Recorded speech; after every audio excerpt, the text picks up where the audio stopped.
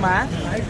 ఎన్నో ఒడిదుడుకుల మధ్య నుంచి వచ్చింది సినిమా. మాత్రం పవర్ స్టార్ పవన్ కళ్యాణ్ గారు మాత్రం ఎక్సలెంట్. అసలు యాక్షన్ సీక్వెన్స్ ఏంటి, ఆ ఫైట్లు ఏంటి, అద్భుతం అనమాట. హరిహర వీరమల్లు ఈసారి గ్రాండ్ గా ఇట్టుకొట్టారు. చాలా సార్లు ప్రచారంలో కూడా పాల్గొన్నారు కదా, అంతకుముందు పిఠాపురంలో కూడా.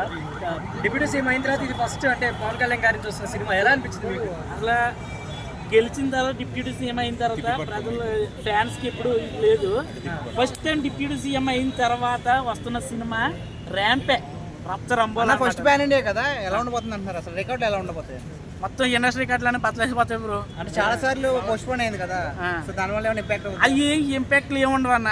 పవన్ కళ్యాణ్ గారి సినిమాలు వస్తుందంటే అందరు అభిమానులు వెయిట్ చేస్తూ ఉంటారు. థియేటర్లు ఎలా ఉన్నాడు? పూనకాలు వస్తున్నాయి లోపల? మామూలుగా కాదన్న, ఎక్సలెంట్. అసలు యాక్షన్ సీక్వెన్స్ మాత్రం అదిరిపోయినాయి. అసలు ఆ ఫైట్లు కానీ పులితో ఆడుకుంటున్నట్టున్నాడు సరదాగా.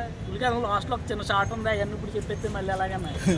అన్న బల్లెం షాట్ ఎలా అనిపించింది? అసలు బల్లెంతో షార్ట్స్ ఉన్నాయి కదా. బల్లెం షాట్ సరే, బల్లెలు వస్తుంటే ఈయన కర్ర తిప్పుకుంటూ ఉంటాడు కదా, ఎక్సలెంట్. అసలు ఆ డైలాగ్ ఎలా సినిమాలో డైలాగ్ ఆపుతున్నారనే డైలాగ్ ఎలా ఉంది? అదే చాలా మంది అవును, అది రియల్ లైఫ్ కూడా సింక్ అయింది అనమాట.